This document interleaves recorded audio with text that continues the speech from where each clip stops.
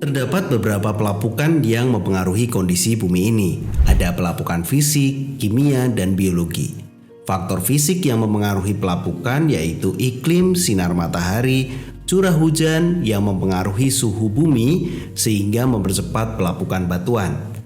Apakah pelapukan ini yang menyebabkan terbentuknya tanah? Untuk lebih jelasnya, simak video berikut ini.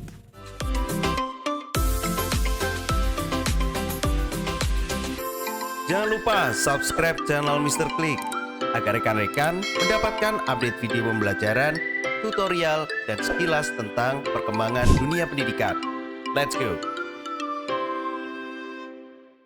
Pelapukan biologis dibantu mikroorganisme tanah dan tumbuhan. Faktor lain yang mempengaruhi pembentukan tanah yaitu tipe batuan, topografi, atau relief tanah suatu daerah. Untuk membentuk tanah setebal beberapa sentimeter dibutuhkan waktu ribuan tahun. Dan ketika tanah itu digali sampai dalam, biasanya tampak lapisan-lapisan tanah atau yang sering disebut dengan horizon tanah yang memiliki gradasi warna yang berbeda-beda. Ada 3 horizon tanah. Horizon A merupakan lapisan tanah teratas terdiri atas campuran dari pelapukan batuan dengan berbagai tekstur, organisme hidup, dan zat organik.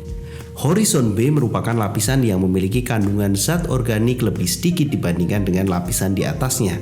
Sedangkan horizon C merupakan lapisan yang tersusun atas batuan yang memiliki peran sebagai penyedia utama material untuk tanah bagian atas. Bagian paling atas nih sahabat, tumbuhan memperoleh nutrisi berupa air dan mineral dari tanah, namun rentan kehilangan kandungan mineral dan nutrisi akibat kejadian alam seperti hujan, banjir, tanah longsor, dan erosi apabila tidak ada tumbuhan yang hidup di atasnya. Perlu sahabat ketahui, erosi adalah berpindahnya sebagian lapisan tanah yang merupakan bencana alam yang disebabkan oleh manusia. Terjadi akibat derasnya arus air yang melewati kawasan bertanah dan mengikis lapisan tanah teratas yang subur serta banyak dihuni organisme tanah. Sehingga yang tersisa adalah tanah yang kurang subur dan kualitasnya kurang baik. Tanah yang terbentuk memiliki komponen-komponen penting antara lain batuan, udara, humus, air, mineral, dan komponen organik. Kita akan bahas satu persatu. Batuan adalah bahan padat yang terbentuk secara alami, tersusun dari campuran mineral, senyawa, dan komposisi lainnya, dan berdasarkan proses terjadinya, batuan ada 3, yaitu batuan beku, sedimen, metamorf, dan batuan ini berasal dari magma gunung berapi. Batuan di dalam bumi mengalami pelapukan sehingga menjadi bahan pembentuk tanah. Yang kedua adalah udara. Meskipun tanah merupakan benda padat, tapi pada tanah terdapat rongga-rongga yang berisi udara.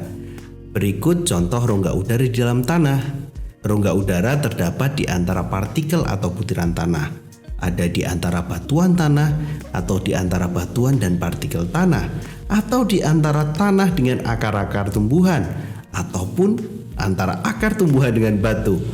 Dan rongga udara juga terbentuk akibat aktivitas hewan yang ada di tanah, misalnya cacing. Itu adalah udara yang ada di dalam tanah. Yang ketiga ada humus. Humus merupakan komponen organik yang dihasilkan dari proses dekomposisi atau penguraian. Penguraian hewan dan tumbuhan yang telah mati, daun yang gugur atau feses oleh bakteri dan jamur, ini menyebabkan adanya humus. Humus adalah tanah yang subur karena humus memiliki tekstur yang gembur dan banyak pori-pori sehingga memungkinkan terjadi pertukaran udara. Kondisi tersebut menyebabkan akar memperoleh cukup udara dan mampu mempertahankan air sehingga tanah selalu lembab, dan humus juga mengandung mineral-mineral dan nutrisi yang penting bagi pertumbuhan-tumbuhan. Selanjutnya adalah air. Makhluk hidup yang hidup dalam tanah membutuhkan kelembapan tanah. Kelembapan tanah ini disebabkan karena keberadaan air di dalam tanah.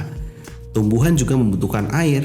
Air diserap oleh tumbuhan setelah menembus tanah dan mencapai akar. Selain itu ada juga mineral sahabat. Ion positif yang ada dalam tanah itu ada kalium, kalsium, dan magnesium.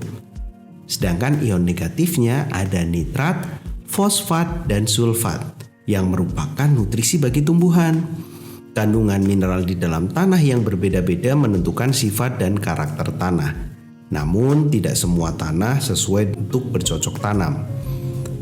Tanah yang subur memiliki tingkat keasaman sekitar 7. Pada kisaran tingkat keasaman 7 atau netral, tumbuhan dapat menyerap nutrisi secara optimal. Warna tanah berkaitan juga dengan tingkat kesuburan tanah. Semakin gelap warna tanah, kandungan bahan organiknya semakin tinggi. Warna gelap menyerap panas lebih cepat dibandingkan dengan warna terang. Nah, yang terakhir ada komponen organik. Tanah merupakan tempat hidup dari berbagai makhluk hidup, mulai dari bakteri, jamur, alga, serangga, dan cacing tanah. Organisme tanah tersebut menguraikan bahan-bahan yang berasal dari makhluk hidup sehingga menghasilkan material organik di dalam tanah.